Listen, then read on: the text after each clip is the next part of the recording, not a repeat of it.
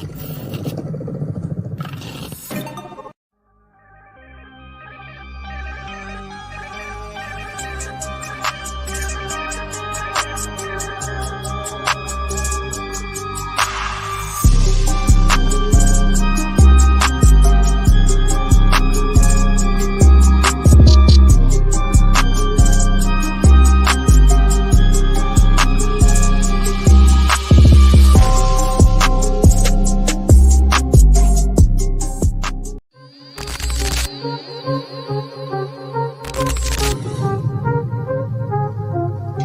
think that I just come in there and look for knockoffs, and that's not the case. I'm actually a sharp, smart fighter. So, well, I'm here. Who wanted to fight me? I really don't care who's in front of me. I don't feel like no fighter can beat me.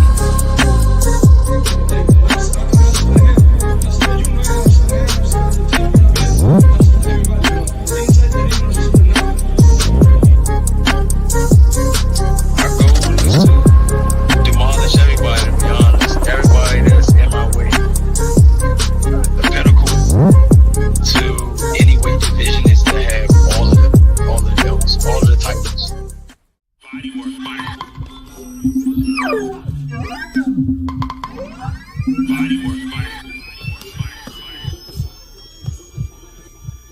Welcome to Body Work. Welcome back. It's Michael Rogers. Welcome to Body Work Boxing. It feels so good to be back. Matchroom can't catch a break, y'all. I got a couple questions, man. Is this a black eye? Or is this just a minor setback for a major comeback? And as always, I'm going to challenge you to use your critical thinking skills so we can help build in these boxing conversations that we tend to having. And it's a whole lot of action going on, man. I got some things going on with Laura and Danny. I'm getting ready to put together, piecing together now, but got some Berlanga. But we had a little bit of traction just yesterday.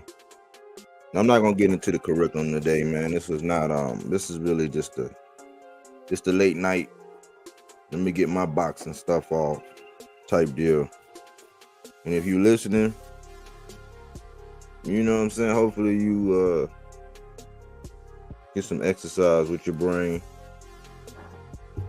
Hopefully you can pick something up, put it in your rucksack and march on with it. You know what I'm saying? Thanks for rocking with me. You catch this on the playback. Talk to me, I talk back. But I'm not going to get into the curriculum because I have been on the divide and conquer. I see a lot of people trying to get into it. They you know, it's just, people on the internet is weird, man. People on the internet is weird, but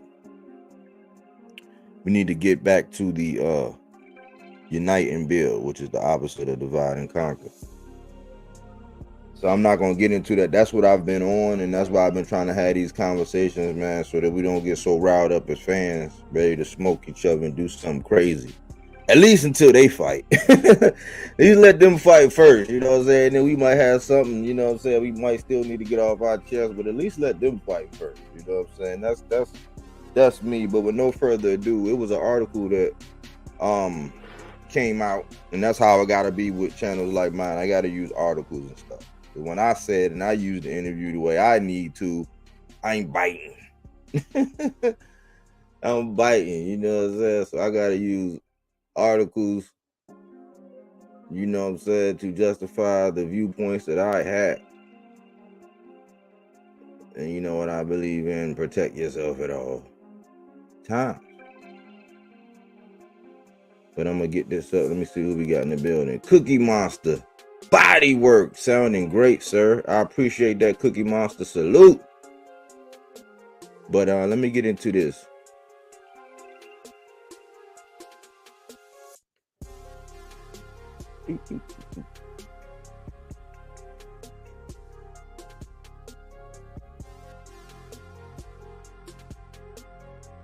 This was yesterday, right? Hearn and Ellaby clash over Tank Davis versus Stevenson, a battle of timing and belief. Got a picture of Tank, Coach Calvin, Coach Kenny in the background. This is about the picture of Robert Segal is who got this article. 910. Promoters Eddie Hearn and Leonard Ellaby argued back and forth about a potential mega fight between Gervonta Tank Davis and Shakur Stevenson.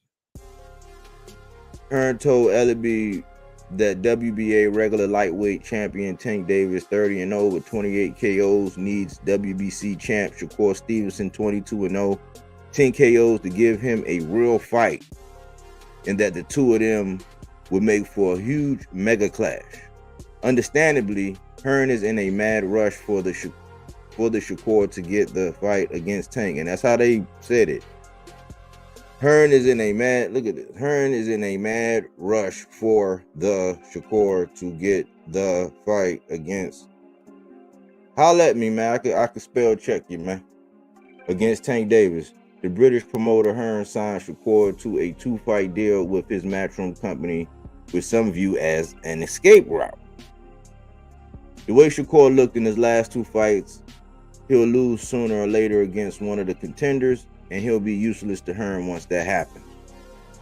They coming straight down the pike with that overhand right. Ellaby argued that Shakur can't beat Tank, and the fight between them will eventually happen. The gist of what Ellaby was saying to Hearn is that the Tank versus Shakur fight is not ready to happen. Ellaby is not saying when, but it seems it needs more time. Shakur's stock is too low right now for Tank to fight him. Stevenson is coming off of consecutive lackluster fights against Artem Harutyunyan and Edwin De Los Santos.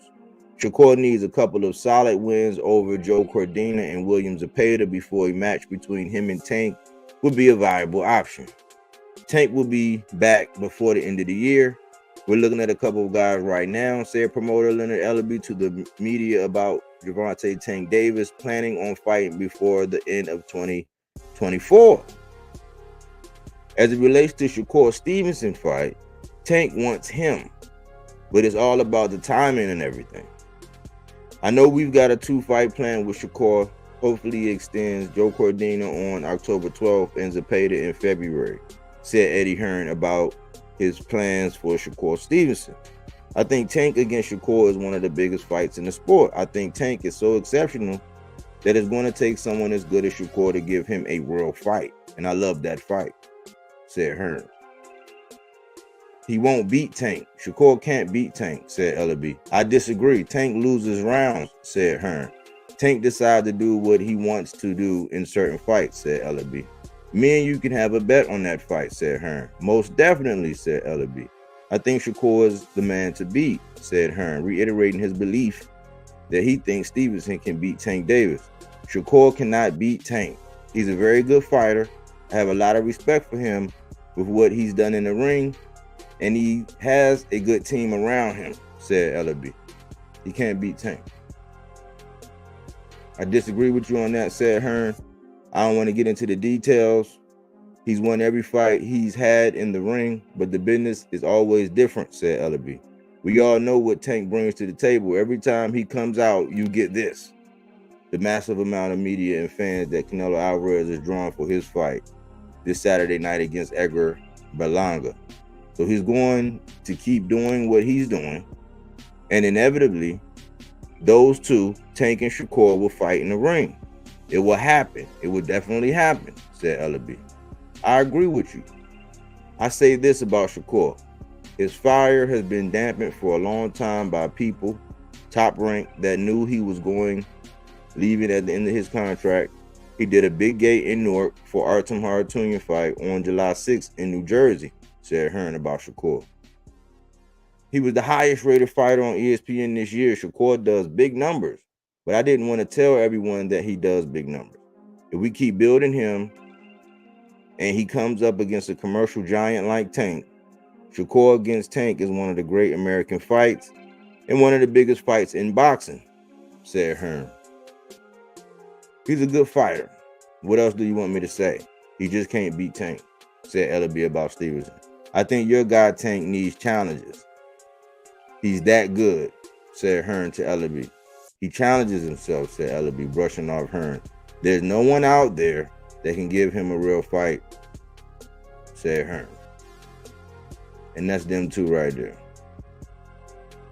So that was kind of like momentum. That was something to build off. That was going to be something that people were going to, rush to talk about and analyze, because, what a lot of people draw from this when they hear Leonard Ellaby basically saying like how the business goes and all that, a lot of people just take, and what they stand on is, oh, they using the business of boxing. Like they're clueless about the business of boxing. Probably one of the ugliest but yet most beautifulest things, because it's the business that actually makes the transaction of wealth, from doing something with your hands to actually, being able to put food on your table and a roof over your head. So it's very ugly and very beautiful. It's kind of crazy that these boxers' numbers get put out there online and people know all about them, but it's just a part of the business. Some people want to just read into that. But they kind of fail to actually address the fact that it's a lot of times that the business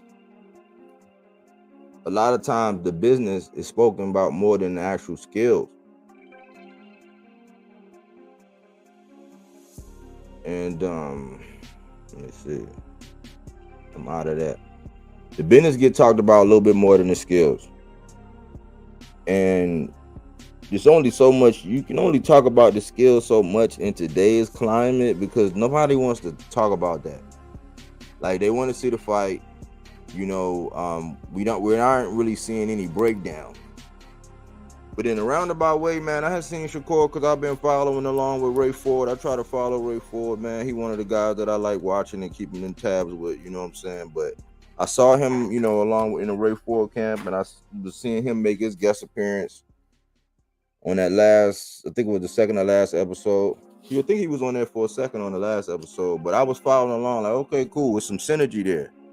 You know what I'm saying? There's a bunch of people around, not a bunch, but some key people around, and there was some synergy there. So I was like, okay, cool. It was good to see, Shakur like laughing and smiling and stuff, you know what I'm saying? Because he was in a comfortable element. He wasn't out there in the media or on, on social media doing that. So he was more like in his element, you know what I'm saying? Doing a lot of smiling, laughing, you know what I'm saying? And then this news comes out. This news comes out this evening.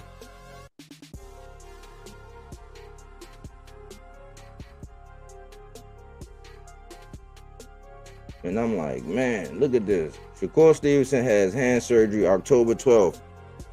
Bout versus Cordina off. Mike Kopp, Team Jerk. 9/11. He did this around 7:16 Eastern Standard Time.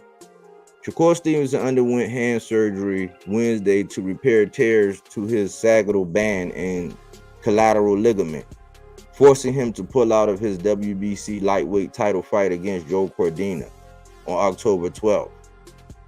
It was announced. The procedure was performed at the Surgical Center of the Rockies in Colorado Springs, where Stevenson held training camp. Stevenson, 27, was expected to resume training in 6 to 8 weeks ahead of a planned February bout against lightweight contender William Zepeda.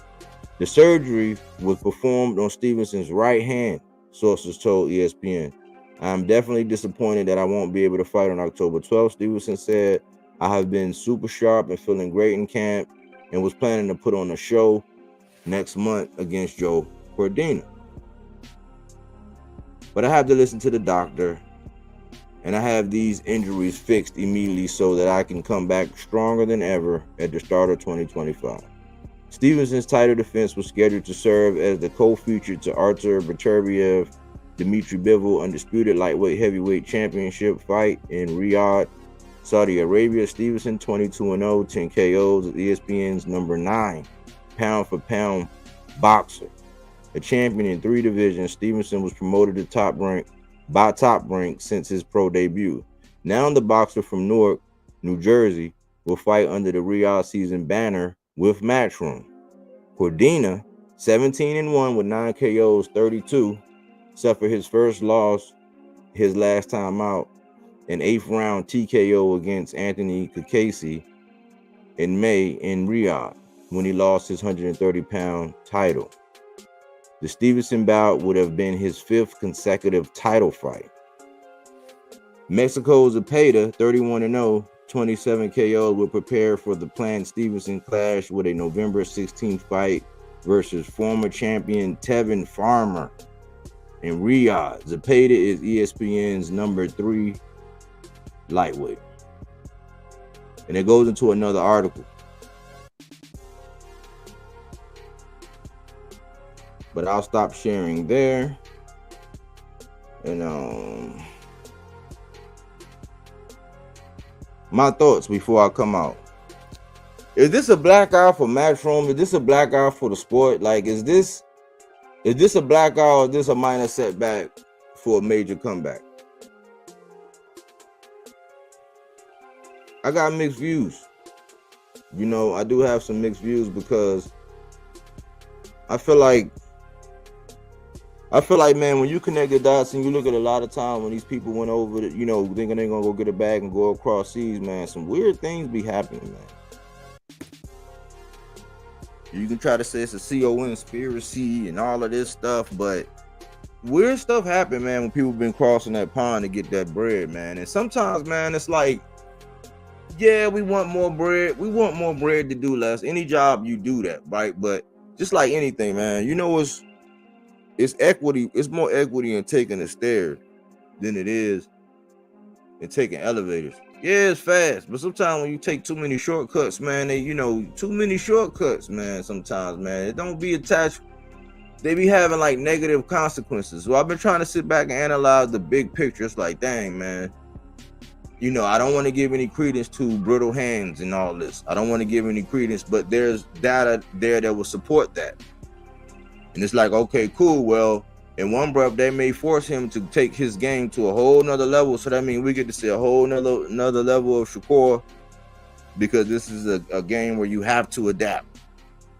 You know what I'm saying? If your hands is hurting and brittle and you starting to have all these problems, then you're going to have the skills, you know what I'm saying, on 10 to be able to even get it done, especially as you increase your competition and you going up against them elite of the elite. So I'm like, in one breath, I'm like, I hope the young brother's all right. Still seem like he pretty young. You know what I'm saying? He'll be able to bounce back. In another breath, I was thinking, okay, cool. Well, if the plan was to get Cordina just to stay ready for Zepeda went and got Tevin Farmer. You know what I'm saying? That's a defensive oriented, you know what I'm saying, fighter, southpaw, that can give him like a lot of problems and present a lot of challenges. Like, he can neutralize some of the things that Zepeda do, and that's good preparation. And that's not a foregone conclusion that Zepeda just gonna go in there and walk Tevin Farmer. But I was looking at the landscape of everything, and everybody's been waiting for the Tank news, the Tank Davis news, and this and this and that. And I was just like, man, we don't really know. It's a lot of speculation. We see people putting out things saying that this person's training, that person's training, this is this and that. People interpreting interviews a certain way, but they don't have any outright answers. The only thing I can really think about is like these Canelo Alvarez fights are kind of like the Super Bowl. So like weeks leading up into the Super Bowl, there are things that will be announced, but if it's anything about a fight or anything, they're not going to allow it to get swept up in the media of the Super Bowl. So they'll wait till either like right after or like right when all of the fans have the attention, they'll set a promo and drop it, or right after that, like almost immediately after that, some interviews will pop out, some of the one-on-ones will come out, and then you'll see the news. So I was like, man, they probably wait until after the Canelo stuff, because they treat these like Super Bowls whenever Canelo fight. That's what Ellerby was alluding to when he was saying, when you get this, all this camera action stuff, you know. So I was looking at it like,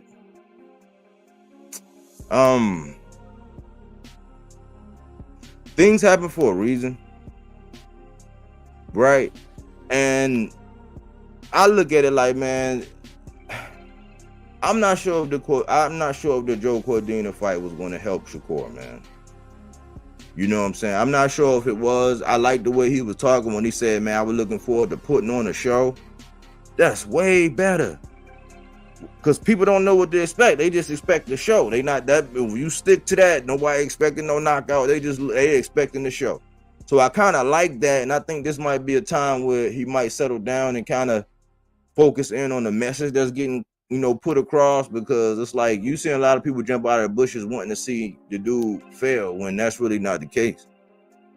It's just like, well, if you're going to get something, and everybody and their mother knows, because if you look at that article with Ellerby and Hearn going back and forth, you could be like, oh, here go Leonard, here you go with that business of boxing stuff and saying that the Shakur fight wasn't ready. But if you read it, what Eddie was saying, he basically was saying, yeah, he was saying the same thing. He was like, if we continue to build, if blah, blah, blah, and then he gets into a force with Tank, even though we know it's the Cold War, we know that's the best fight that can happen. We know, like right now, it's like sign us up and see, this is the beginning of, okay, this side got something going on to where, okay, this person was off the table. They had a fight, even though they wasn't fighting you, but they off the table injured. So they got to get well. They got to have a comeback. Who knows if the fight with Cordina is postponed or just totally off. It just happened. So I guess more information is going to come, but they're leading you to believe that he's going to be ready for February. Well, February would be the time that I guess Zepeda originally was going to say, and then you think about it. You say, okay, cool. One guy's getting his experience, and the other one is sitting out, almost like a flip-flop of what happened with Bud and Earl. Bud wound up going to go get Avanesian, and Earl waited. And then they linked up after that. Well, we know that don't have nothing to do with Tank, but if we're talking about Zepeda's going to get more work with a guy like Tevin Farmer, who might be chomping at the bit, because some people argue that fight, how close that fight was with him and Raymond Moritaya. And Tevin Farmer was coming off some inactivity. And some people really had him beaten. Like, that was a very tough, close fight, man. So Zepeda's going to get more tutelage going against this style. And yes, Shakur had the benefit of seeing how Zepeda would do against Tevin Farmer, but Zepeda will actually be gaining the physical experience, gloving up. You know what I'm saying? Not that punch resistance ain't going nowhere, because he's going to be in there getting hit by them 8-ounce gloves. So when I look at it, I'm like, okay, cool. I mean, one person is going to get activity, the other one going to be coming off an injury. Is he going to get that fight, or is he willing to just go ahead and get in there straightway with Zepeda after that? And what's funny to me is when this information came out, man, and I was looking at some people speak on it. I was in a live, and I'm looking at the people speaking, and I'm like, that whole energy is different, man. Everybody's being pacifist. Everybody just being. And a lot of people came on and said, man, that means that Cordina fight, man, people didn't really want to see it. So now, like, his fans, like the people that was, I consider them only fans, like, were the ones that was coming out saying, man, we didn't want to see him. Like, that's what some of us were saying anyway. Because it's not, trust me, I've been looking at it, man, in boxing media and the way they paint you and how they'll do these articles and how they'll use it to keep that carrot on the stick. Because you got to think, you got to keep a boxer with incentives. You don't think that they float carrot on the sticks in front of them and tell them this and keep that little carrot on the stick out there, like. So I'm like, man, if you go in there and if you don't do what the last guy did, the weight below, if you don't knock him out, if you don't set him on his back pocket, if he knocked you down, it was just like, man, if we're trying to build something, to me, and listening to how Cordina was going into that fight, Cordina was going into that fight like he had nothing to lose. No problem, mate. No problem. He was saying it's no problem. He said he's probably looking at me like I'm food. I know. He said he got all the pressure on him. I was saying, man, the fight, it didn't make no sense. Why? Because unless Shakur knocked him out in spectacular fashion, if he looked ordinary or average, if he looked human in any kind of way, this is how they drag out the stock for big fights. Then with the confusion of the pay-per-view, I said, man, maybe this is not saying that the injury is good, but maybe that this fight is being foregone, and I hope Cordina go ahead and get another bag to get a replacement. Not none of that, but maybe for the sake of us getting the big fights and down the road, maybe this was a good thing, man. You know what I'm saying? Maybe, man. I don't know how the future is I don't know what the future is gonna hold and what's gonna happen, but I don't think that fight was gonna do anything but murky the waters on how people were perceiving Shakur Stevenson. You know what I'm saying? I hate that he got injured and all that, but like respite, you know what I'm saying? Because now it's a game of chess, because when Zepeda and them said, hey man, look, we was looking forward to doing it. We just said, let's do it in November. You know what I'm saying? My lady just had a baby. You know what I'm saying? Like, you know, let's do it just a little bit later. And it's being followed through right now that he is going to get Tevin Farmer. So he want to move on and get work. So it's looking more like his story was like, you know what I'm saying, more right and exact. And I'm like, I was asking another question, like, what was the rush? So like, I'm a free agent. I'm going to go talk with Eddie. And then next thing you know, it's like, we ain't hit nothing. Tank in Paris. We fighting Cordina next. Like, that's all it really was in the grand scheme of things. But when I look at, because I'm one of them guys that keep score.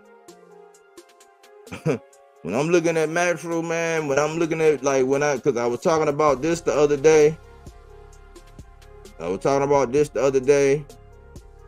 We went over what happened with this the other day. This fight being off, man, like, Matchroom is getting, you know what I'm saying? They got some juices knocked out of them, man. Like, some of these moves and some of the things that's happening is not looking too copacetic, man. If you really keeping score. And then you got to look at some of the things that actually happened after some of these people went over there and got some of that bread, man. It's not like, especially under Riyadh, man. We had the Gerald Miller stuff that went on, the Deontay Wilder, and the stuff that was going on after they got that bag. Like, strange things be happening, man. That's why I'll be saying, man, all money ain't good money. Get your money, little duffel bag boy. But if we gonna keep score, we gotta keep score, man. I think Matchroom is taking a beating. I seen some stuff with Bozy. I seen a little short interview with Bozy, and it seemed like he's still kind of riled up from the Norman stuff. And it only kind of proved my point, man, that they have done a great, excellent job with the divide and conquer. You can kind of still hear the saltiness in Bozy, and Bozy is a good dude, but it's like these people are masterminds at getting us doing like that. And I'm like, you kind of bent out of shape about that, but like, we trying to figure out what's going on with Boots. It's like, yeah, Norman, he turned down a lot of bread, but he got a fight coming up. They about to go get busy. He about to go get another title defense. He looking to go look spectacular. I'm like, where were all the people that was gonna ask Bozy about what's going on? They asked Eddie, and you know, Eddie is just like, I mean, nobody's addressing this, man. It's like the elephant in the room. But they divided and conquered us so much that all we'll do is bicker as fans inside comment sections or out on lives just going at each other's throat. We won't get the fights. You know what I'm saying? Nobody want to keep it real about what's really going on. Nobody putting no stakes in the ground, current events, being the pulse in real time, giving an accurate assessment of what's really going on. Matchroom is getting beat up right now. They got 2 stars. One of them just, you know what I'm saying, had surgery and his fight getting postponed, you know what I'm saying? And you can predict recovery and all this, but if this wasn't just, if this really is legit, which I do believe it is, then we can't be talking about him till February. Like, we can be talking about him and, you know what I'm saying, keeping tabs, but like, we about to get real toxic about this.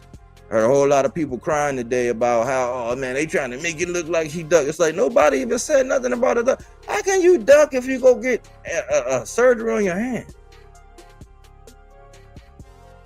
It's just like what I was saying was like, how can you duck if somebody go work on your eyeball, man? Like, if somebody go work on your eyeball, like the way they was doing Earl back when he had his surgery, and when he came out and said he had to get this fixed and that fixed, they was like, oh man, he ducking. It was so many videos. Like, now it's like those same people are coming around being sensitive, saying that I haven't heard anybody say that this was a duck on behalf of Shakur. I do not believe that. Like, you cannot duck if you're going to go get surgery. Like, if you hurt yourself and you got to, you know, fix yourself, that's not a duck. Like, you gotta protect the main thing now. This is, you eat with your hands. Like, the man had surgery. There's no way you can call it a duck. I'm just saying that we need to keep the same energy, because when Earl came out and said he had eye surgery or something was going on, they were, oh, this man ducking. He don't really want that rematch. I'm like, man, the dude, all right, man, somebody gonna voluntarily go under the knife and do some crazy stuff. Like, okay, you want to call it a duck? Go right on ahead. At the end of the day, they've been doing this, man. I keep looking at it like, is Matchroom all right? Salute his twin. Salute body work. Is Matchroom all right? Can somebody check on Matchroom, man? And then that's going to shift, because when we look back at that card, remember when we looked at that card, when we looked at the Dimitri Bivol,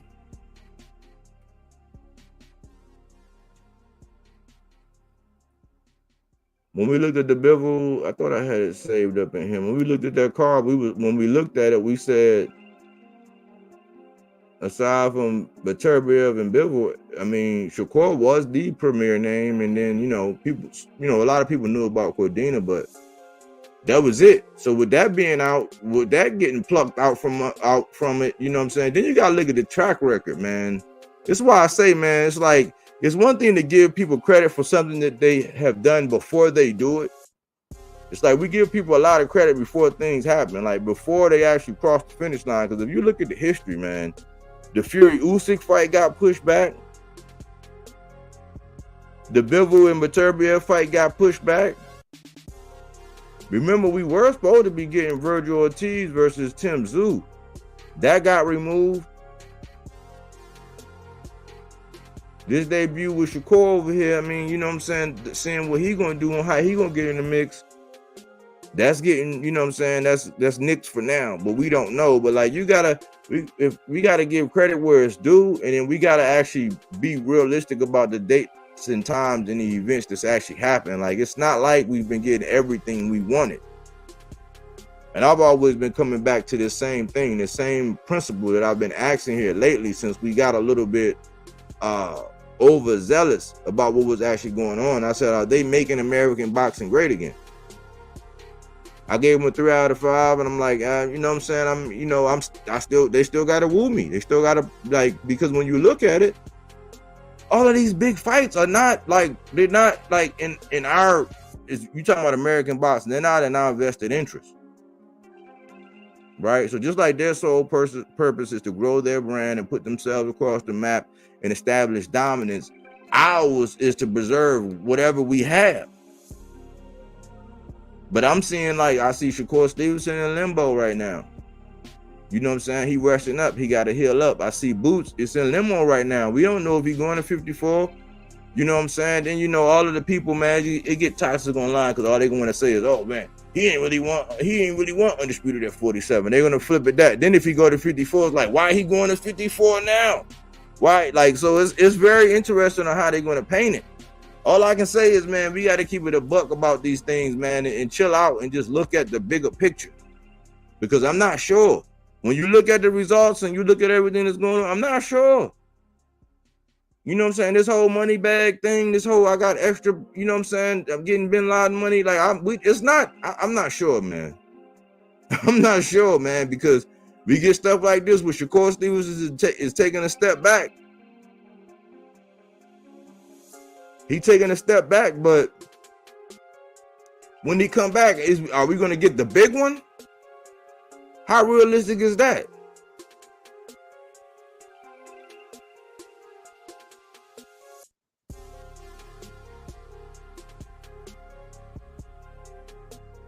Like, we know it's the Cold War. We know that's what it is, but we're like, on the comeback, no, he talking about Zepeda. Who knows how Zepeda gonna act? Especially if something crazy, like he going in, he stopped Tevin Farmer, or if Tevin Farmer upset the apple cart. You know what I'm saying? Like, we don't know, man. And as time goes by, this is the importance of when two fighters are ready and they're deemed to be in their prime. We can co-sign a lot of conversations that'll get people off and running to the races. with these crazy conversations about how the fights aren't ready and it needs marination. And what you be getting?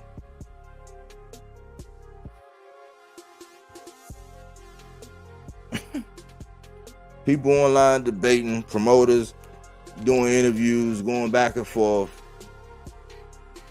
People having surgery. People waiting to announce fights. And a whole bunch of crying online.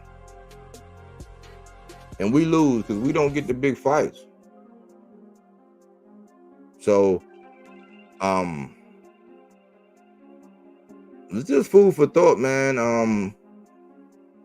Matchroom, man, we need some answers, man, because Matchroom is looking kind of weird, man, as far as that money looking funny, man. And then I've never heard like so many people from over here justify or try to negate or speak for. I'm like, I think people don't really even know the history of Matchroom, because at one point in time, it's a very known fact. It's articles. Matter of fact, it's videos. I'm pretty sure on my video I put it on there. Like, they lost a lot of bread at one point in time. There has been a resurgence. There was more bread given. So I'm like, man, with a lot of these things, we are getting fights. We got to let these fights get across the finish line before we give credit. We got to cite all the setbacks, because it's easy to do it when this promotion over here has a setback and a delay and they make a major change and all this. They get the business. See, like Matchroom, people don't have the same energy. It'd be different. Hey, yo, Aaron Jones, salute. Oh, salute, Aaron Jones. Let's see.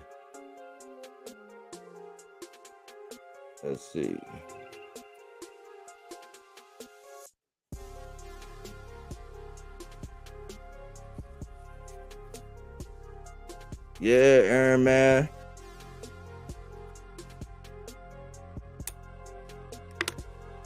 Man, it'd be a treat to hear what you got what you got to say about some of these things, man. I know you've been sitting back. You was wondering what was going on with Boots. I tried to put it all in the video for you. You know what I'm saying? From the best from my perspective and what I do with it. You know what I'm saying? I try to put it in the video for you in that last video. And you know, I know you probably got a lot. You've been seeing a lot. You know, there's a lot of things we've been getting. Fans been getting jerked around and mistreated.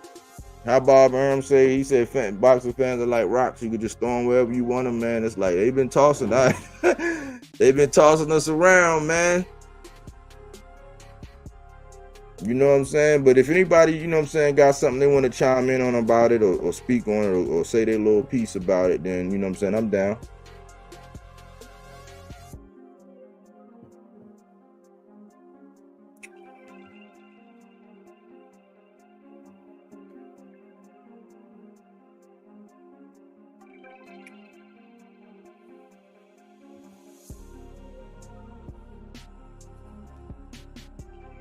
I am here. What y'all think, man?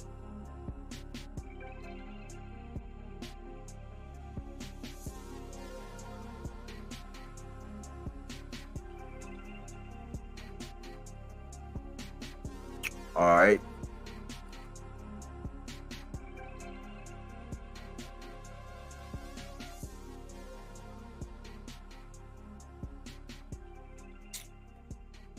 Man.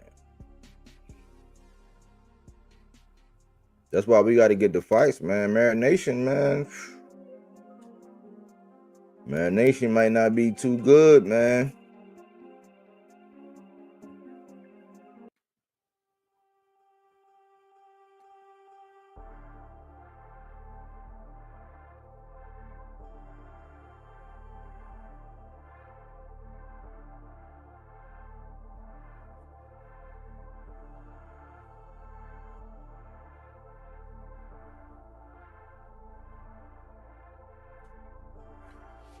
But, you know, we gotta, you know, it's weird, man.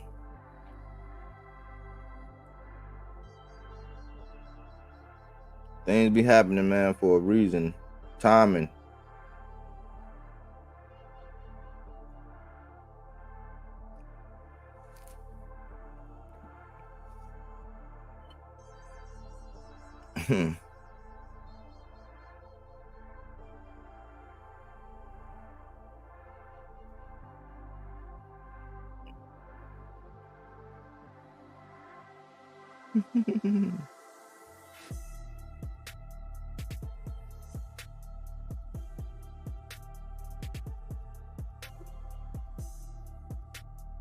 What y'all think? You know, I get tired of arguing about whose business, because all certain fans do. They wait to hear one little thing. Oh, I told you. See, I told you he didn't want to fight. They just want to say that. That's all they want to say. Oh, I told you he didn't want to fight. It's like, man, at the end of the day, we ain't getting the fight. You know what I'm saying? At the end of the day, we not getting these fights, man.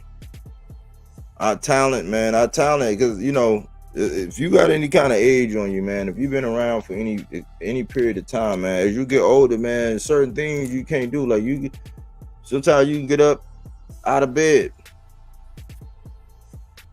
Get up out of bed and go do something, and you it's like you've been like you've been jumping on a trampoline or something.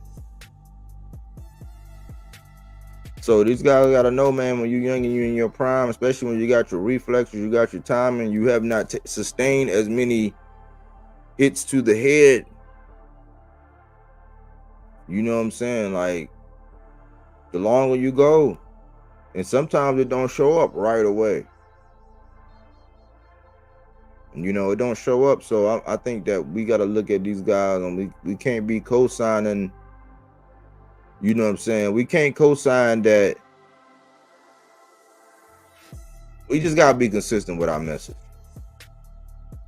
Because I like for the diversity and the adversity that things like this create. I like listening to how the conversations change afterwards, because it was deemed that Shakur was going over there to go sign and make the bread, and he was getting arguably his highest payday, and that was cool. That was cool, right? And he was going to go do that to defend his belt against a guy who was not the mandatory, and this was not a unification. But because people were privy to the numbers that the Normans were actually looking at, they said that man was wrong for turning down a bag.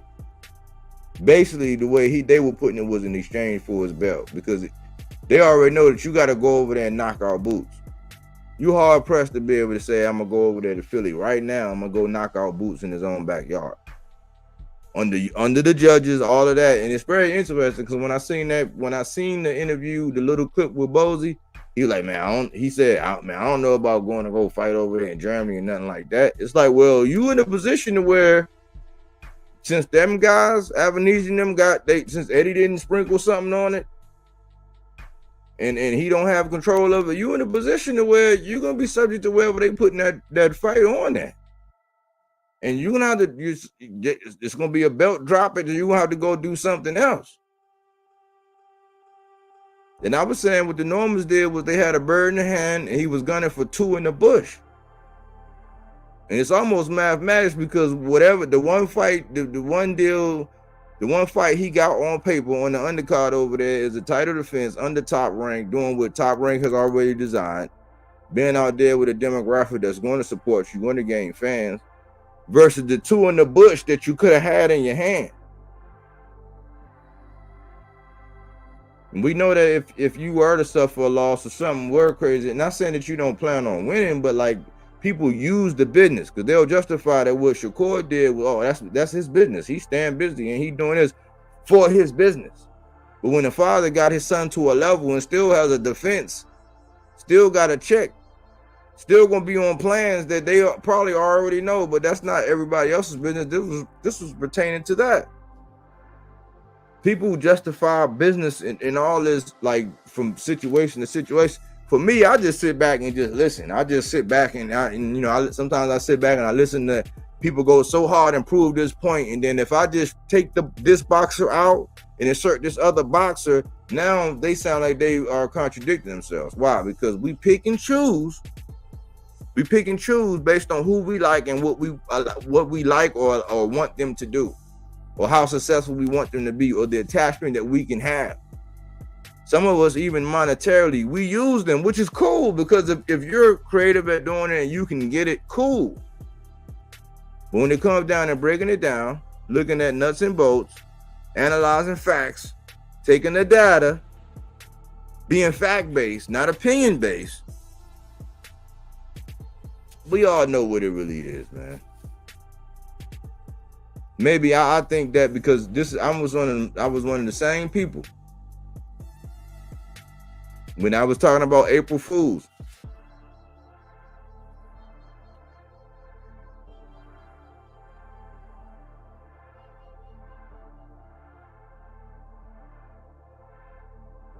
When I did this, and I said, man, this is April Fools, man. I said, man, Devin ain't got no business going over there and playing with Ryan in that sandbox. No business, none whatsoever, man. You said you were legacy, go and unify. Because if you could have did what Liam Powell did, now that you see what Liam Powell did to Sabril Matias, at least you could have attempted to unify. And if you feel so confident about Liam Powell, then you could have went and took Sabril's strap. I mean, I don't think it would have went down like that, personally. But I'm saying business-wise and philosophically, I'm like, man, do not get entangled with that. And we see and I was calling the circus the whole time. I was big top. Remember, I got several segments called Bread and Circuses. Look them up in real time. In real time, speaking on it in real time, just like just now, I was saying, Shakur, man, don't go over there and do that, man. Don't get over there and do that. I was like, if you go sign anywhere over there, I said this months before, I said, if you go sign over there, that let me know he don't want the tank fight. Oh, you just hating. I said, man, no, just use your common sense. Some of y'all might go to McDonald's looking for some KFC. Not me. Not me.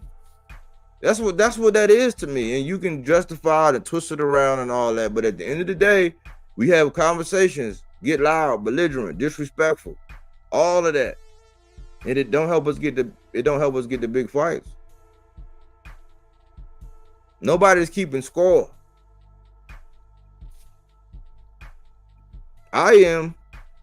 And Matchroom, man, Matchroom getting beat up right now, man. Sabril Matias, he suffered the L. Ain't no motion. Ain't no motion on Sabril, man.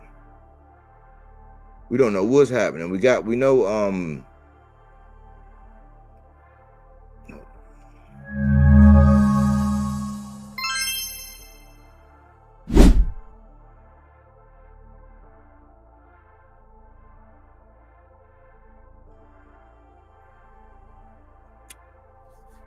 I mean, we know there's some fights coming up, but when you look at Matchroom and everybody's like, earn with Hearn and do this and do that, like when you look at the two, like you talking about Boots and Shakur and Sabril. He just acquired new talent with Tito Mercado, Jaleel Hackett. That's a lot of bodies to do something with, man. And for all of these snafus, with all of this extra money you supposed to have, and fights getting pushed back, and then you and Sheik, you can't tell me otherwise, but y'all are trying to put two legs in the same pants leg, if you ask me. It's the only way I can really describe it right now. But people are going to come by in hindsight. These hindsight of 2020 looking at us, they're going to come back in hindsight and analyze what I'm telling you right now.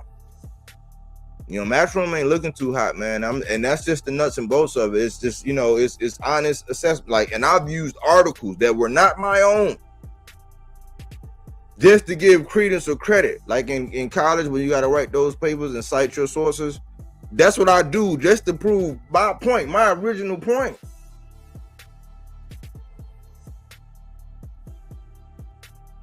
You know what I'm saying? That's just how I feel, man. I'm just keeping tabs and keeping score, man, and helping people be able to make a decision so you don't get all riled up. Them things that you can take and you can spin them around. You can spin them all around and you can set them down. You might be able to take one of them. That's what they call minions. You might even be able to take one of them little minions, right? And that little thing that they got, you might be able to spin it around, and then set them right in front of like a boxer and his father, and then watch them get all, and they think they did something. Oh man, the minions be funny, man. The millions, man. You ever realize how many of them little motherfuckers it is, man? It's a lot of them. You know what I'm saying? They believe in strength in numbers, which is true. They don't deny the fact that you're still a minion. It is what it is, man. We all have our place. You know what I'm saying? We all have our place. We all identify and get in where we fit in. Get in where we fit in. No Diddy, I suppose. Oh, man, but let me know what you think about this, man. This is not journalism. What I'm doing right now, this is not journalism. This is not a written record of the dates and times with opinions verified by facts and quantified by sources. That's not what this is. That's not what this is. This is just YouTube content. You know what I'm saying? That's all it is. This is the Matchroom curse going on, because I remember they was all saying, "Oh, this the PBC curse," and don't you realize every time, it's all these, but do Matchroom have one? You know what I'm saying? How are we righting this ship? Is this a black eye that we not getting this, or is this just a minor setback for a major comeback? Hopefully for Shakur it is. Hopefully it's like, look, man, like we can't be playing around. Like, we can't be playing around, man. We got to get down to business, man. These fighters got to start getting on some Highlander type stuff, some Predator stuff. Like, I realized, man, some of my favorite movies are the Predator, man. Prey. I watched the one with, what's his name? Brody. Adrian Brody.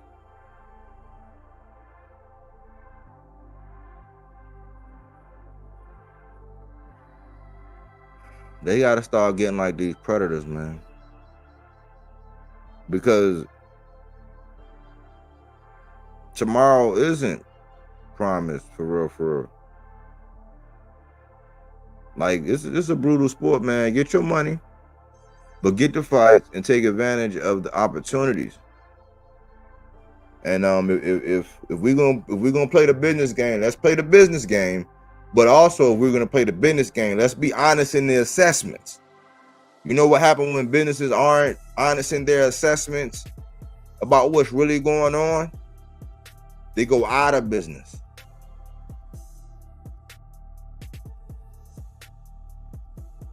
I read a book a long time ago called A Sense of Urgency. Was that by Cottle? I think it was by Cottle. It's called A Sense of Urgency, and it talked about how businesses, a bunch of Fortune 500 companies, they did studies and they shown that the reason why they were able to, when they came down to it and why they went out of business was they all recognized that the business needed to change, but they failed to implement the measures in time with a sense of urgency before it was already too late. Like Redbox had already saw what was going on. Blockbuster had already saw what was going on. Like, Netflix was coming. They knew. Failed to implement the change with a sense of urgency. But I'm sure they learned from that experience. I'd be curious to know what some of them owners went on to do. A lot of them probably went off into the stock market and, you know what I'm saying, became day traders or something, you know, but these bosses are business entities of their own. And if you can study the patterns of boxing, just like the almanac, how certain farmers know how to plant where and how to grow this at certain times because of the almanac dates, times, entries, the way people have always done it, times immemorial to anything that we know, can even think of. They sat, waited, watched, recorded. What happened on this date? Okay, that the next year, what happened on this date? So they gain a pattern.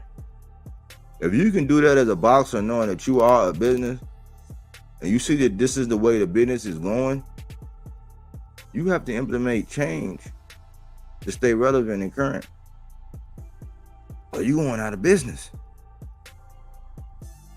And we already know, man, we one punch away from, you know what I'm saying, everything not being okay. And that's your last time putting up the glove. So I think that is, you know, it's to me it seemed like something minor. But I think that it is a message, because, you know, I don't want, man, not saying that it would go like Devin and Ryan, but when you look back at what happened with Devin and Ryan, Devin ain't had no business doing that, man. He should have let Ryan, because he created or he breathed life into something that now it's ugly, man. This man get to call out anybody's name like it's a circus. And I was one of the only ones that actually respect Ryan. I actually would have won bread on Ryan had it not been Harvey Dawk. Whole nother story, man. But I'm one of the ones that can actually assess what's going on, have the courage to speak it in real time, and be staunch in my stance, man. I want to see them all do good. I want to see them all do well. I want to see them all get a bag. You know what I'm saying? Like, I'm one of the ones that's got the positive energy out for you, rains through the snow.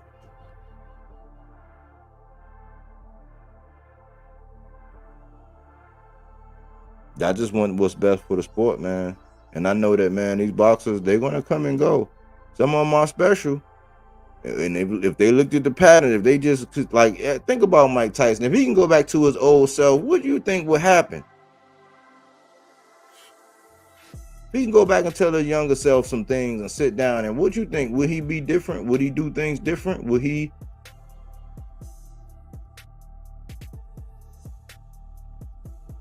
Carpe diem, man. You got to seize the moment. You got to seize the moment. And understand that all money ain't good money, man. I think what the Normans and them did, man. I think that was a lesson, man. That's gonna go over a lot of people's heads, and it's not gonna be until hindsight that they realize that. You know what I'm saying? Yeah, he was playing around, trying to get as much as he can, but that probably was the best move.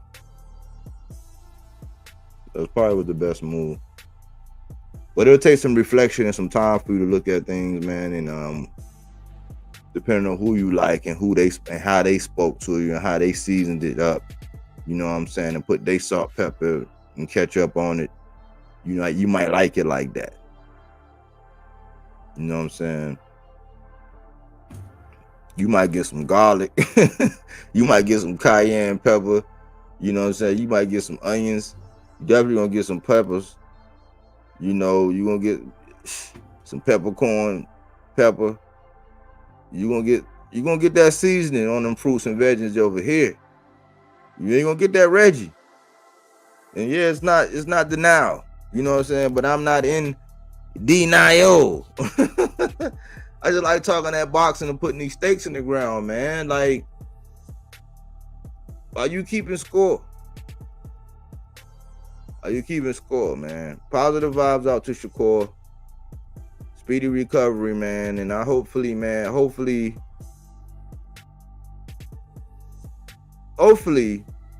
on the way back and going back into things, man, it make things better. That's all I'm gonna say. I'm gonna limit what I gotta say, but I'm curious to see how everybody's gonna be looking at this.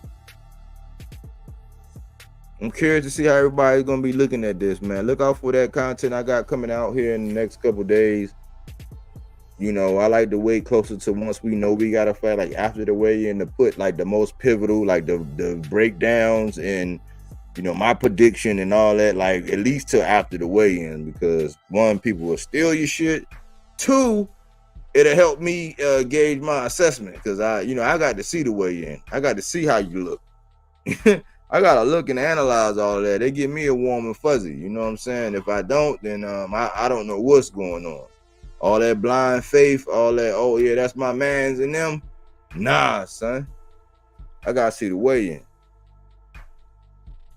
I was trying to hang around for my man Aaron Jones. I guess he ain't coming through tonight. But I'm at my hour mark. It wasn't much. I know it's a late night. Just if you catch this on the playback, holler at me.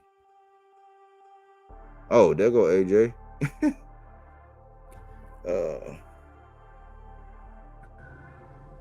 What's up, bro? Yeah, my bad, broski. Yeah, man. What's your take, man? What you think? Yeah, man. Hold on, let me make sure everything good. You know how my phone be, man.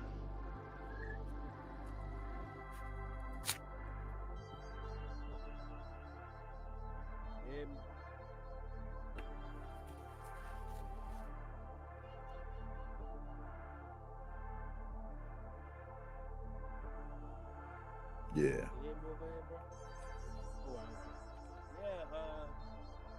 First thing first, man. On the low. Kind of low.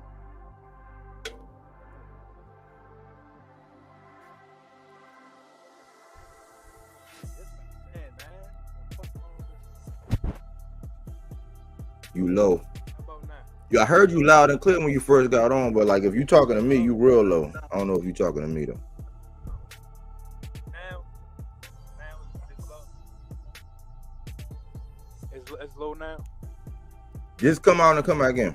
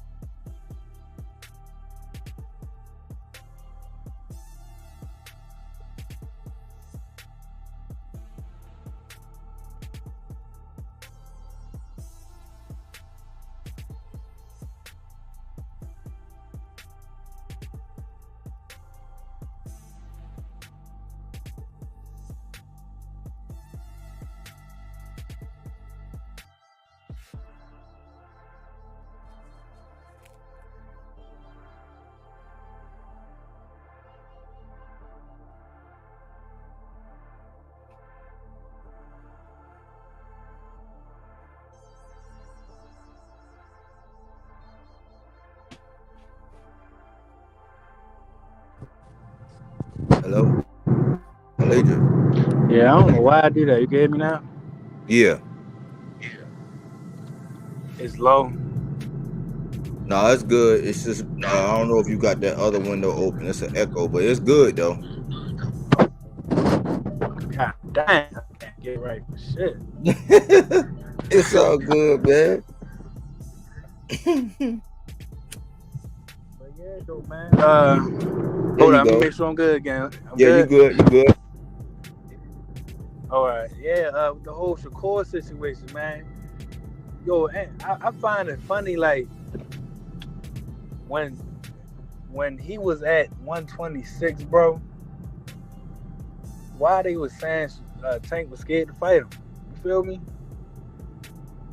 Mm-hmm. Like, this whole, when is your favorite fighter turn to step up to the plate? Oh, we gotta let him marinate and shit. See, that's the stuff I don't like about this sport, man. I swear I don't. That's why the sport grows. Cause, and you know what's crazy? This is a sidetrack real fast. Football came back on, right? Mm-hmm. Man, I was so happy I ain't had to down all my timelines, see boxing, a bunch of lying, stealing, cheating, fake pages talking boxing, and still trying to praise Devin, and still trying to, like, it was a breath of fresh air when that football came back on.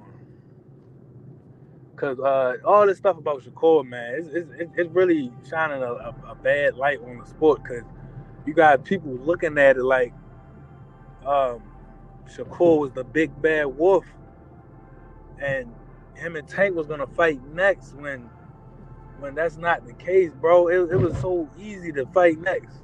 Like I ain't gonna say it was easy, cause you know they love saying, the business of boxing ain't easy, blah. Mm-hmm. But just think about it, bro. You doing all this with Mayweather. Mayweather told you call Tank out and all this, that, and the third.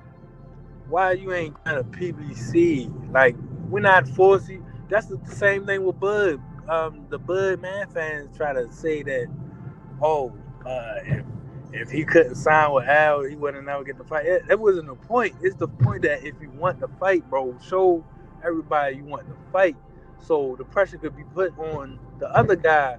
Not necessarily saying like it's about pressure and not fighting. It's just the fact that people on the outside looking in, they always got the same narrative. It don't matter what sport they come from or what walk of life. They always say that, oh, y'all don't fight each other. Like the football players and all that, they always say that about boxing. Like, oh yeah, y'all don't fight each other. Because, you know, they got no choice but to go head to head in football or basketball, of course. But it's just like, bro, when is we gonna get past? And then another thing that you do so well, like, you point out these phonies, man. Like, bro, I never, ever in my life seen YouTube pages that actually want to ruin what they say they trying to build with the boxing. They actually trying to ruin it all because, you know, financial gain. The financial gain is more beneficial to put down. Let's interview Brian Norman about when he sparred Tank 5-10 years ago, when knowing damn well you knew about that sparring, brother. You know what I'm talking about, by the way. Yeah. You knew about that sparring because they went on a media tour at the time, bro. Talking about, I need to learn more about this, bro. You know what happened, man. They said this, that, and the third, and he trying to, you know, boost his son up off a Tank name, like how everybody else was doing that at the time. He wasn't the only one. There was another kid and his father that kept going on. I don't want to say his name, BB channel and all the other channels. Yeah, it was another little dude. He got his ass knocked out down Mexico. You never heard about him ever since. For real, I forgot his name, but he was definitely going on the media tour saying the same thing Brian Norman. Basically, like you said, like Bill Haney laid out the blueprint, and these new fathers, they kind of like running with it, but like on their own terms. Cause the switch to that situation, the Boots and the Brian Normans, bro, fight somebody, Boots, man. Like, it's to the point where I don't even like doing it, but like, you gotta fight somebody, because even though he was looking good, you know, lipping nuts and all that, I had to realize, like, bro, these niggas is nowhere on this dude level. Plus, he's at welterweight. That's even more reason to, you know, shine, because that's the glamour division. But you can't shine when you pick, like, and to me, this is my honest opinion. He picking opponents like that he can style on and do the slow mo, and, you know. Imagine if, because you know him and his fans. Imagine if, right, they fought Earl Spence. Would he would have been doing some slow mo shit? No, I don't think so, brother. I don't think so. Like, it looked good, and then even this. I always say that I want to see him and Gary Russell Jr. fight. Because that fight they had in the amateurs, I actually watched that on YouTube just because I was bored one day. Like, that could be a good fight. And that's somebody that you can't do that slow-mo shit on either. Don't get it fucked up because he lost by decision to a veteran. You know what I mean? Like, that could have been a learning experience for Gary Russell. And I like what he said before he fought the dude. He said, yeah, they asked him about something about Shakur. Gary Russell Jr. I said Jr. Gary Antoine Russell. He said, no, I'm nothing like, you know, Shakur. Shakur want to pick easy opponents that, you know, that's tailor made for him. I want the challenge. And I was like, yeah, you know what? That's crazy. He said that because when Boots fought Kern, that was that should have been easy pickings. But instead of it being easy pickings, he exposed Boots a little bit by him not learning how to, cut off the ring or whatever they said he needed to work on. That fight was definitely boring. He definitely said what he was gonna do. He wasn't gonna go in there and try to fight with Boots. He said he was gonna buy. Yeah. Some shit. But yeah, that's the crazy. But Cook real fast with me.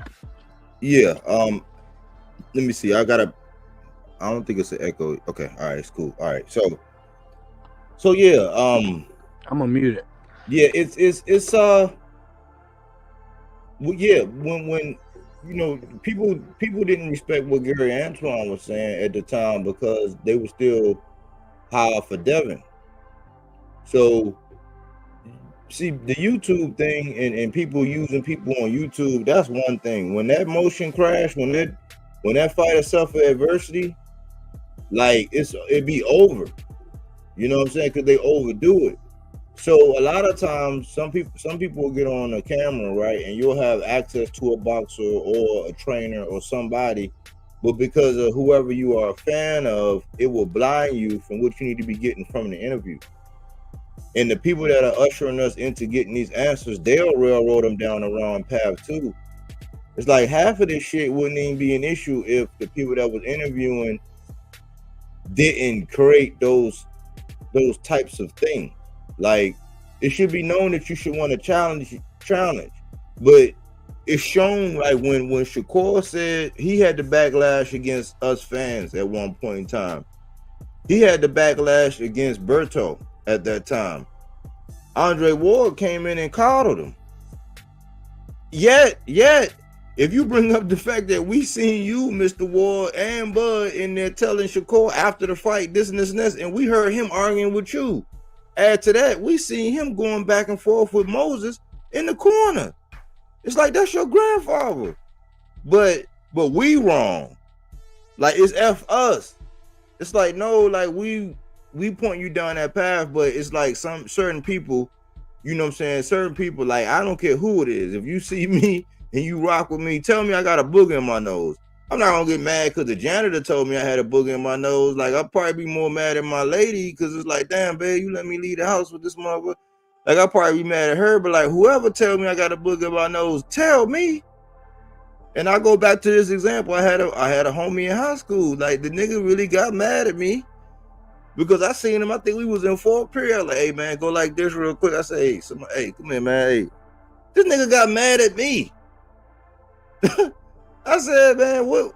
You done went 3-4. You went homeroom first, second, third. I'm seeing you. What? We bought fourth period. I told you mad at me now. Oh, say less. Say no more. It's like, that's how we need to be in boxing, and we're at a time where you can't do it like that. And they want to get all of the money. They want to get all the notoriety. They want all their skills to be pointed out. They don't want their flaws to be highlighted at all. And they want to be able to do whatever they can do. And it's not until this is a pattern. It's not until the content creators and whoever else can no longer use you to where they start telling the truth. Because, like, listen to this, Aaron Jones. I'm going to tell you this. This is so funny, right? What I heard tonight when everybody heard this news about him getting injured, I call them OnlyFans. You know, the OnlyFans are the ones who only rock with this boxer. Like, this boxer over everybody, ain't nobody else shit. Like, that's what I call an OnlyFan. I'm not an OnlyFan of none of them. I try to critique them all fair. I know who's who, you know what I'm saying? But I try not to be an OnlyFan. And when I feel like I'm doing OnlyFan type shit, I check myself. But this is what we're getting now. We're getting a lot of the Shakur OnlyFans coming out now saying, well, shoot, man, everybody knew he shouldn't have been fighting Cordina, man. Maybe it was good that he didn't do it. I'm like, okay, but you would argue somebody who would call themselves a Tank fan you would argue them down when they were saying, look, man, ain't no excuse for them fighting this dude coming off of a loss and this and this and that. It's not now to the fight called off to where now everybody telling the truth. And that's why I be here, because I'm like, aren't you sick and tired of that shit? Like, I'm tired of that shit. Like, we know, right? We know in present day, in real time, when somebody get out there and say some shit that they ain't supposed to be saying, or that's wrong, or that's not the same energy, they're not keeping the same energy, and we check it, we hating. Yeah, that's childish in my book. Not to cut you off, you can keep going, but that's for these grown ass men that keep retracting and going back and oh no, this is the new thing, or no, the one dude, you know what I'm talking about the facts change. he said Shakur been clout chasing Tank the whole time. He was like, it's just like other things, the facts always change. I'm like, bro, who is y'all talking to, man? Who is these audience? Is these really bots? I think they're bots they're talking to, bro. You can't be serious. I talk to my daughter like that, or when I want her to, not to confuse her enough, but when I want her to throw her off about something, I turn her attention somewhere else. Or I talk about something. I talk to my daughter like how they be talking to these people, man. Mm-hmm. But you can keep going though. No, I was just pointing that out. I'm just saying. So now it'd be hard for me coming back. Well, it'd be hard for me coming back and talking about stuff, and it's just like, man, your whole standard changed. Like your whole everything about what you got going on changed based on the boxer. Like I heard a dude. It was a dude. I was over there on Pop Joint. It was a dude on there arguing with me, and he was basically. He in one breath he said he can't trust Coach Kenny, but then in the next breath he told me that he heard his reliable source was Blue Blood. I was like, hold on.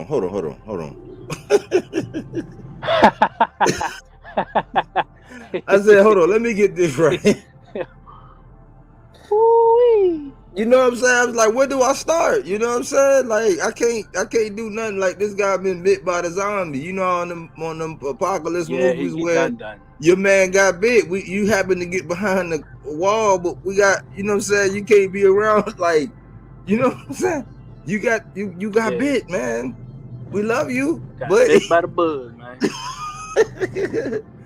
So by the bug. Ain't no that be my thing. I'm like, how do y'all flip flop? Like the other dude. So from Sunday, I don't know if you noticed, it was something that came out Sunday, and then the next 2 days, your man started backtracking about it. I'm like, no, hold on. First of all, you caused that because you brought up some old sparring, and that was some good bait because you drew out who you drew out, and then you let your man get up there, and he thought he was fake cooking. I'm like, hold on, you sitting up here, you know you look dumb as hell arguing with somebody who. Hey, them two dudes, they got like to the level of the two sides of the street. What you call it? Oh, political. The two sides of the coin. Yeah, they the king. Them two right there. Cause boy, the one dude let the sway be towards Tank or against Tank. He gonna be on them sides, bro. And he gotta always include. That's what I'm saying, bro. Like. You gotta pick a side, bro. You can't keep because when Brian Norman Sr. started getting bucked with this shit, he kind of like backed off a little bit, try to draw the attention towards financial and business. Instead it's like no, because that's the second time.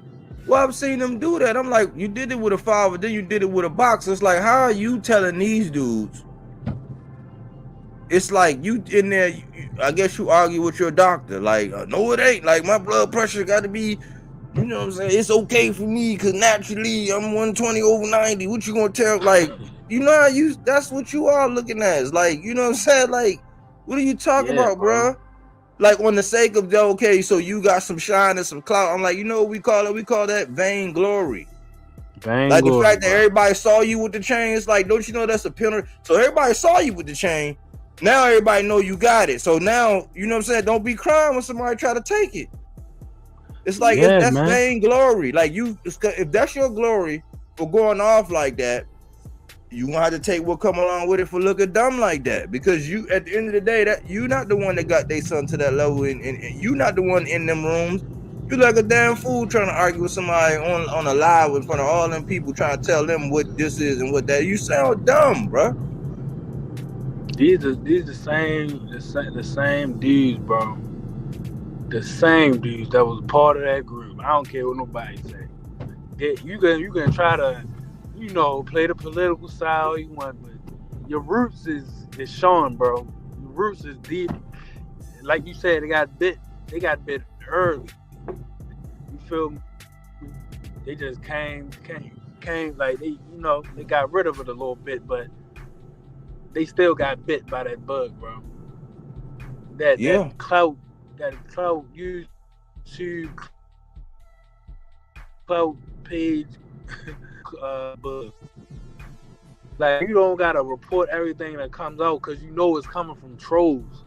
I'm on Twitter, bro. I be seeing the posts or the news they be saying. I be seeing a fake ass page posted.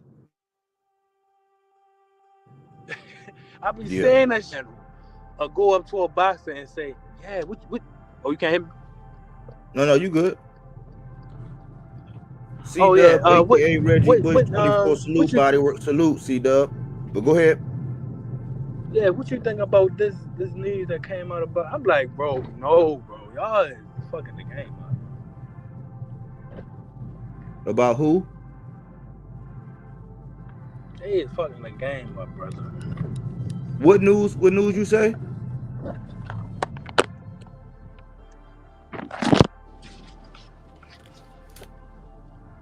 What news you say, bro?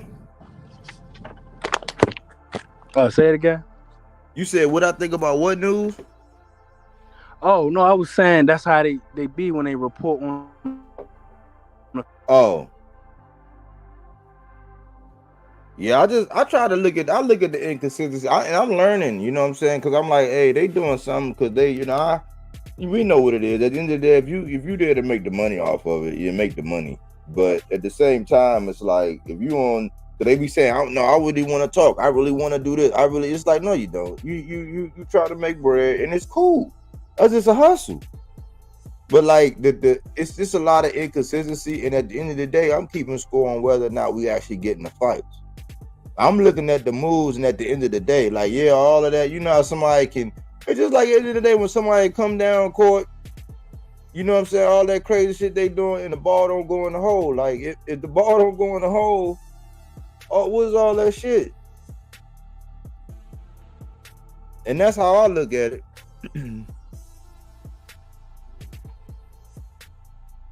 If the ball don't go in the hole at the end of the day, man, we could do all kind of stuff, man. Just like people when you see them plays at the end of the game, when people be down, you might be down by 5, and it's like 5 seconds left, and they kick it off.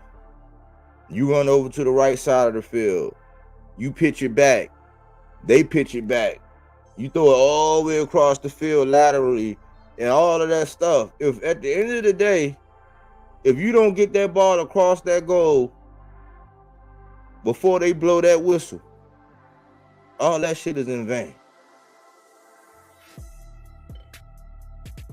So it's always food for thoughts, man. It's always fruits and veggies, not that Reggie. You know what I'm saying? All I ask is that you support your boy, man. Support the real, man, because it's hard to do stuff like this because it's not popular.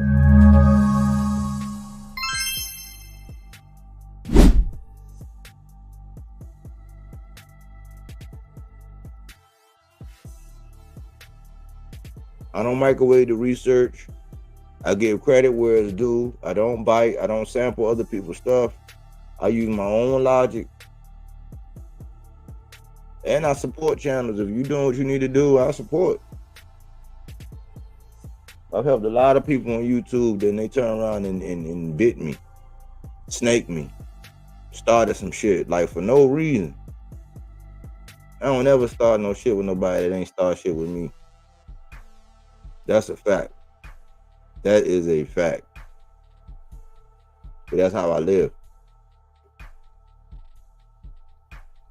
You do, C-Dub. You do. But you know my goal, man. You've been coming around, C-Dub, so you know, man. You know my goal really is just to make you critically think, for you to sit back and analyze, for you to kind of like ask yourself, man, did the ball go in the hole? Or did we get played? How can the conversation around boxing be better every day? That's it. I ain't gonna talk your head off, man. It was good hearing from my man Aaron Jones. He know I've been around, man, and he been my day one, pretty much.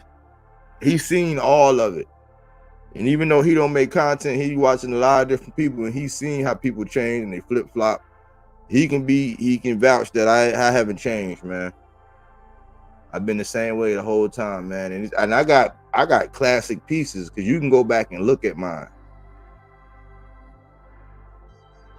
Aaron Jones say his phone died. It's all good, brother. It's all good, Aaron Jones.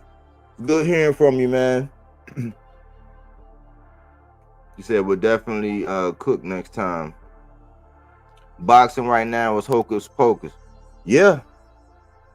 Yeah, it's hocus pocus. It's smoke and mirrors, man. It's that's why I said a long time ago. I don't know if people really knew what I was saying back when I said this. What was it? I don't know if I still got it.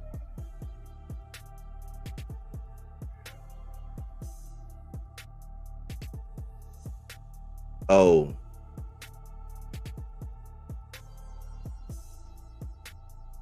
It's part of my background. But my background, when I said don't get played,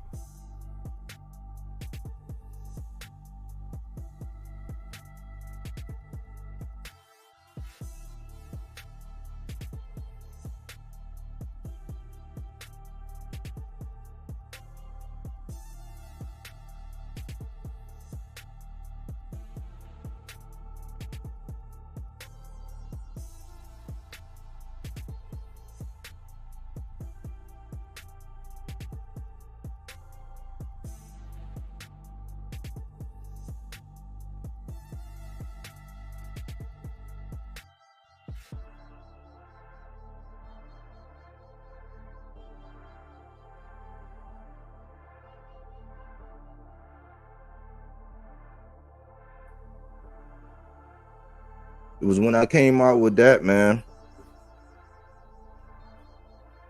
It's like ever since when I came out with that, I realized, man, that and I've been knew it, you know what I'm saying, because it has to work. It's like everybody pretty much knows, man. Like these people, if you know how any construct is built, and there are people that's been around and they've handed down technologies and techniques from time and time, and from people to people, and from, you know, there are people that hand those things down.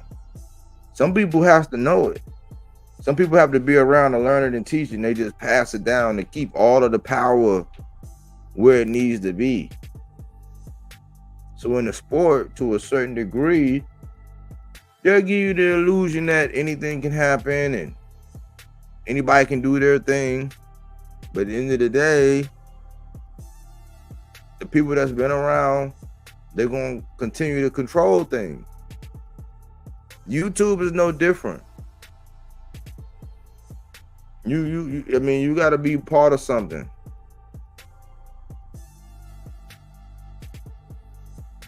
See, Aaron Jones. Body work never changed. It's not hard to stay authentic. Just report the facts. LOL. Yeah, it's not hard. Yeah. That's true. They definitely trying to play us. I don't mess with nobody, baby. Come for me. I come from you. Yeah. They are, LOL. They want to milk the cow with them BS fights.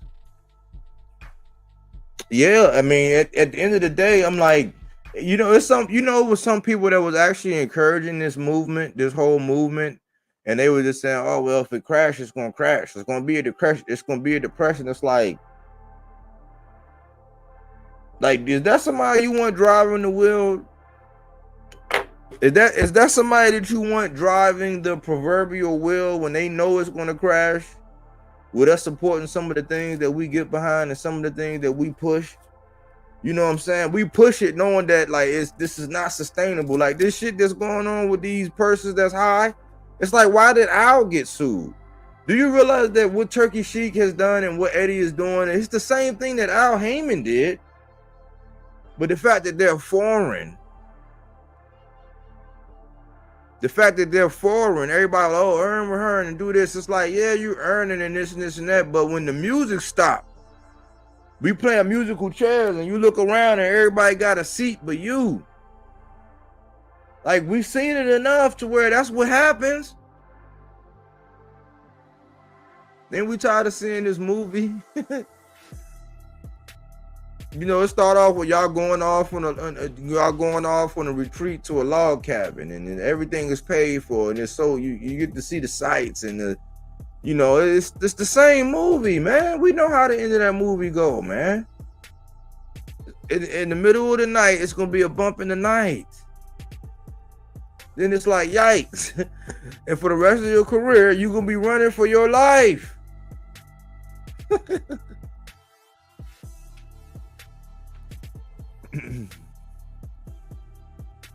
Eddie Hearn told Leonard Ellerby he wants to make the Shakur versus Tank, but how when Cordina and Zepeda was named first? It's simple math, Aaron. It's simple math. You know what I'm saying? It's simple math.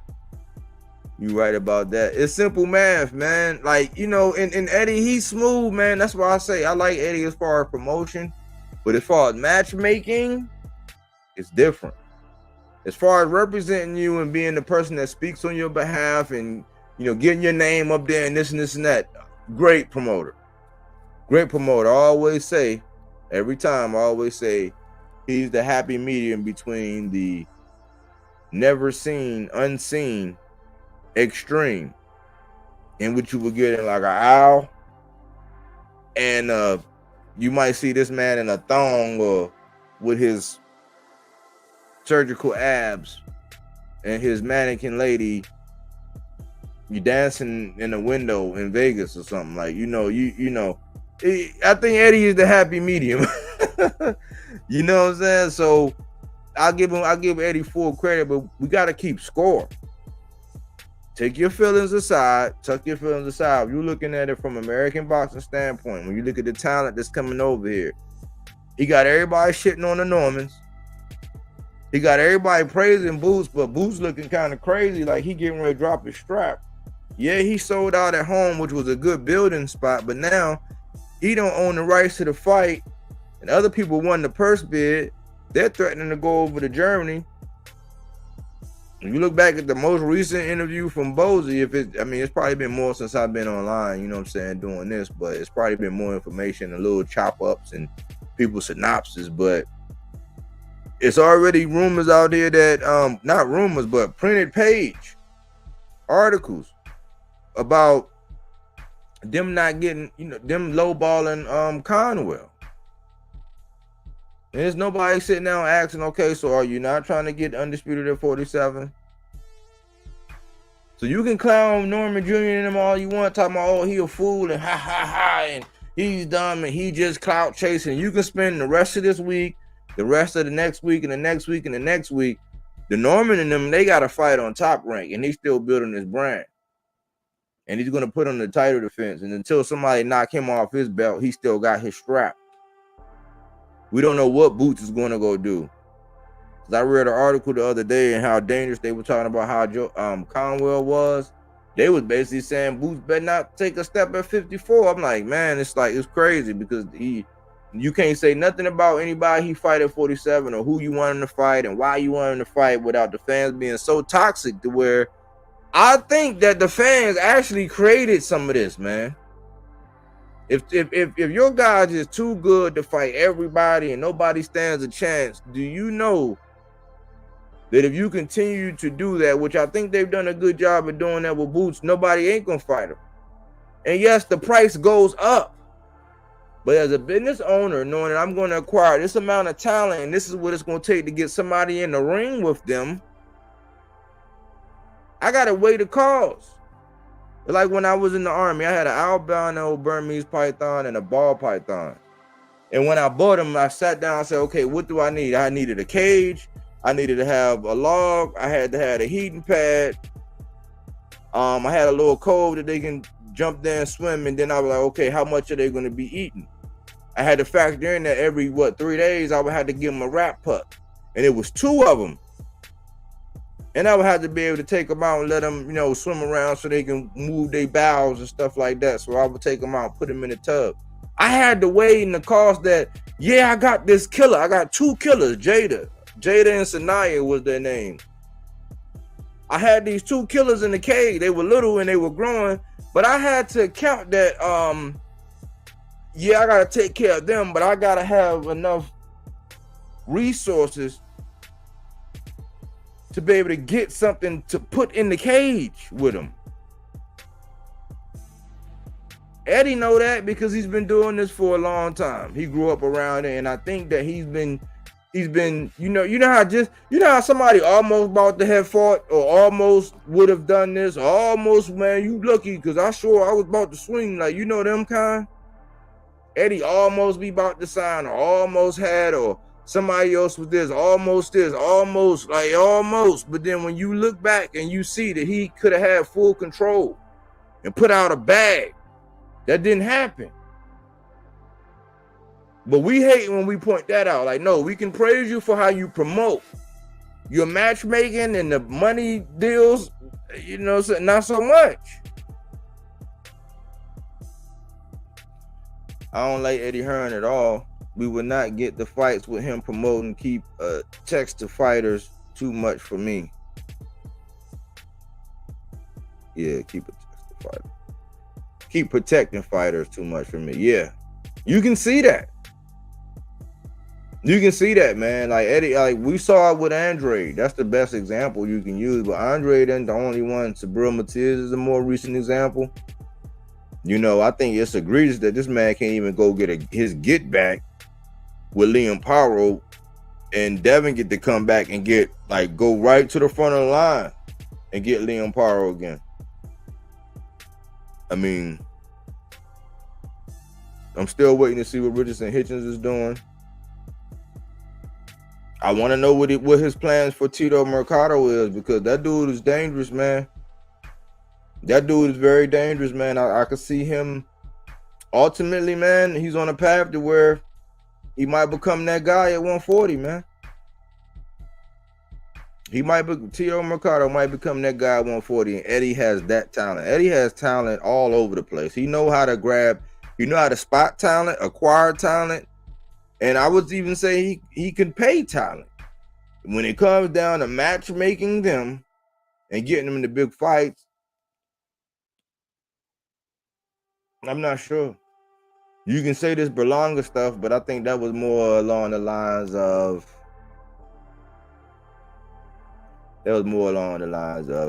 Canelo doing his own thing.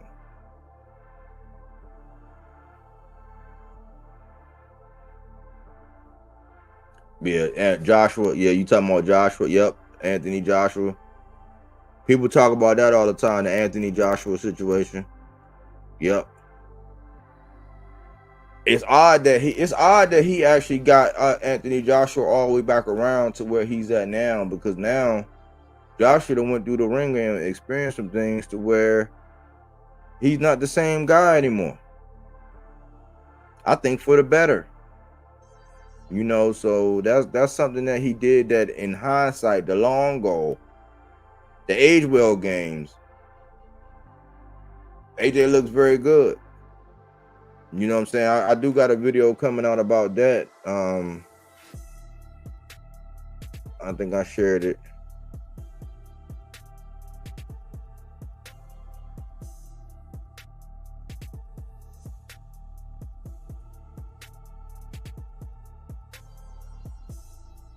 I think I shared it before.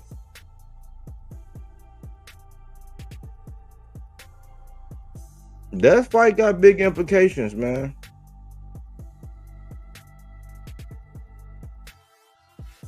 That fight got big implications.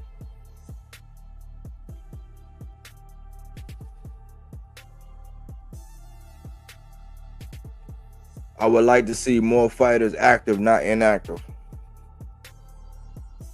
Yeah, that's another thing, man. I don't think that people factor in also with Eddie that when you sign up with Eddie and it's an influx in talent, Eddie gotta accommodate his people across the pond, and over here is not his first. He don't take first priority over stuff over here. So by default, dates, times, being privy to certain information and things like that, I'm not sure if he's gonna have first. He looked at as having first serve. So he's already at an uphill battle. So when you acquire talent from here, and you expect them to groom them at home, so like almost like how Shakur was, where Shakur do well in Newark. The ticket sales and all that in Newark is well. He probably would do decent in Houston too. He might do well in Atlanta. We don't, as far as Newark, we know he's gonna do well. We know he's gonna do well there. But people gotta understand that when you get over there with Eddie, because he's from across the pond and he has to satisfy his people across the pond. If he acquire you and you not big fish, but you know what I'm saying, medium fish. Let's say you medium fish over here, you building a name, but you got your city on lock, or you got enough to where, okay, you can grab hold of your city. Like how Boots did. Boots just showed he can do 14. They thought he could do 21 the next time. Humongous in Philly. Great. Eddie has to keep you active. How many venues are there he can grab and hold on to? So if you want the biggest bag, you trying to give fighters you trying to give some big names short notices. You totally spinning your head around and completely not looking at certain fighters. Like I'm not even sure like why right now it's like, I don't know. I can beat that dead horse, all day, but like the fact that Boots is in limbo. The fact that Boots is in limbo right now, it kind of speaks volumes. And maybe they might be trying to wait till after Canelo to release some information. I think they're still trying to figure it out. I think they had to get on the horn and do some negotiating and hike up some numbers so that when they come out, when they come out and they aim this next time, they better be, calibrated, aiming center mass this time, because this Matchroom stuff is getting out of hand.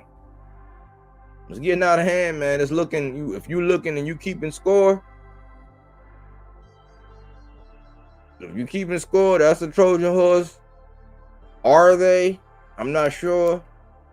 We see why the push to 54 is now, but you're gonna run into the same problems because you ain't trying to drop no bread. You know what I'm saying? You ain't trying to drop no bread. I'm not sure. This is a Cold War. I pray that this don't go like the Earl Spence and Bud stuff. I hope that this don't get like Floyd and Manny. You know what I'm saying? I just know that the sugar daddy ain't sugar daddying. They've been very good at the divide and conquer strategy. You got a whole bunch of people hating this man, but this man is in Matchroom purgatory. And Matchroom just took another black guy because they fighter is out. Don't shoot me, man. I'm just the messenger, man. And this is not journalism.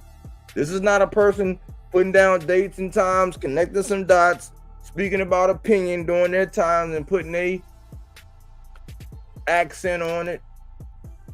Their forte, if you will.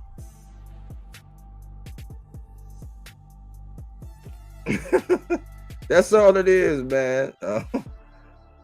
Don't be mad at me, man. Don't be mad at me, man. I'm gonna be around. You know why? Because I don't got to flip flop, man. I'm gonna be around. You know what I'm saying? I'm gonna be around, man. But hopefully you are too. Hopefully you can get your blood pressure levels down, man, because you won't get ping pong with all this racket. Always jumping from side to side playing hopscotch, man, because you know the facts, because you was rocking with body work. You know what I'm saying? You feel me, C-Dub? Facts, you know what I'm saying? Like, hopefully your blood pressure down a little bit, man, because you know what I'm saying? Let's calm down, look at everything. Let's analyze everything. Let's be truthful, man. Just because you rocking with somebody, we should have love for them all.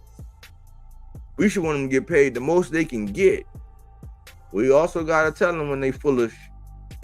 You know what I'm saying? In a respectful way. Appreciate everybody who came through for your boy, man, and hollered at me, man. I appreciate the energy. I just thought, man, maybe someone wanted to hear some old late night boxing talk, and I just wanted to come out and give the pulse. But thanks for choosing Bodywork Boxing. But we don't take things for face value. We do that body work.